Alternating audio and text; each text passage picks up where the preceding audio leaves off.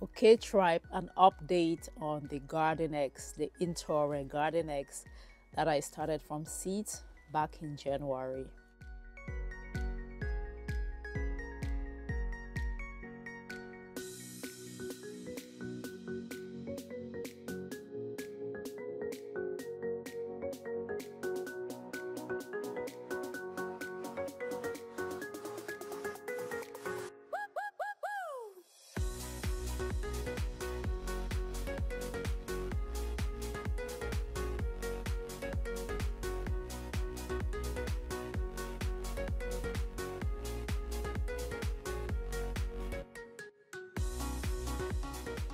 I started these from seeds on the 22nd of January and it is the 26th of March today. So about 8 weeks since seed starting. So I have some growing in containers. These containers over here, and then there's more containers along this wall in this area that is partly shaded, but it does get at least 6 hours of sunlight.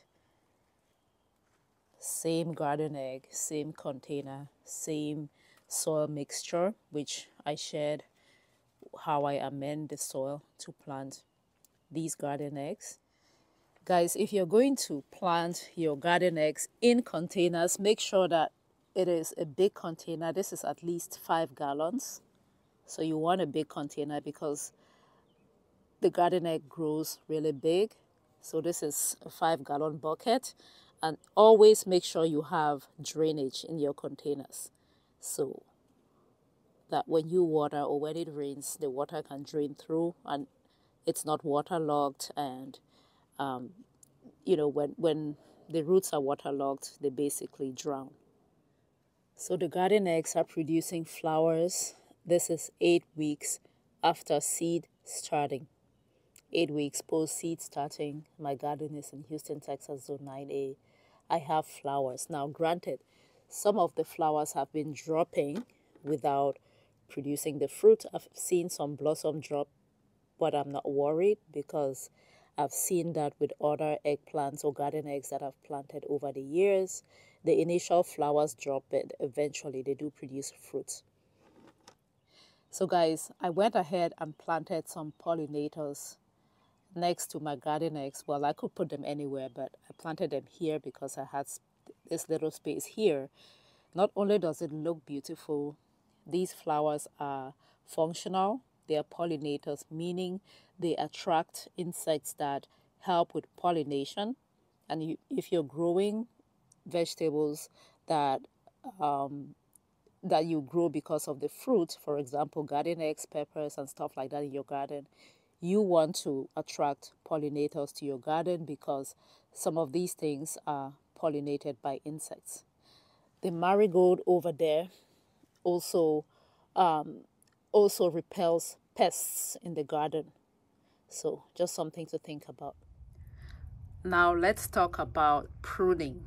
It's something that is very, very important as well. Now you would notice that it is missing some leaves from the bottom. And you would notice that I'm trying as much as possible not to have leaves touching the soil, because when your leaves touch the soil, there's a very high chance that soil-borne pathogens can escape from the soil, get to the leaves, and then get into your plants like that. So you want to prune the bottom leaves as much as possible, especially the ones touching, you know, the ones closest to the earth. You see that? So I just use my, pruners. You can use scissors as well. And I prune some of these bottom leaves just like so. See this one? I don't want it. So that is good. So I've been pruning, guys. I've been pruning some of these leaves, the excess foliage from the bottom. Let's take a look. See that? So we don't have leaves down there because I've been pruning them. You want to do that as well. As far as watering my garden eggs, I water when the plants need them. So I check the soil regularly by doing that finger test. I stick my finger in there, and if it's wet, then I water. The frequency is really going to depend on the type of potting mix you have, the weather, whether it's been raining or not, whether it's hot or not, a whole bunch of things. So don't just water because you think you should water on a fixed schedule. What the plants need is like consistent moisture. So just check if the plants...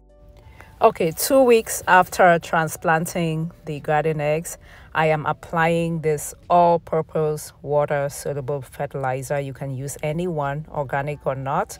And the reason why I want to use a high nitrogen, high phosphorus, high potassium fertilizer is just to set my plants up, to give it everything I think it needs to thrive, especially at the beginning.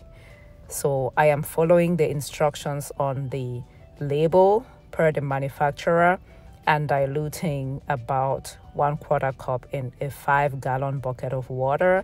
And then I'm going to apply 1 quart, about 1 quart per plant. Again, I'm following the specific instructions on the particular plant fertilizer that I am using. So if you choose to fertilize your plants, make sure that you follow the instructions on the label. I am so happy and grateful that you watched up to this point. Please, if this video or any of my videos add value to you, kindly remember to thumbs up the video, share the video, subscribe, and also leave me a comment. I appreciate your love and your support so much. All right, tribe, this is the rest of the garden eggs, the Intore, I think that's how it's pronounced, that I have growing in ground. I planted just 2 in ground. And also remember to stake your garden eggs. They do grow quite tall and quite heavy. So staking the plants will help to secure the plants. Guys, if you're looking for this particular type of garden egg to grow in your garden, I'm going to leave a link down below to where you can purchase this particular garden egg. I highly recommend it because it's super productive.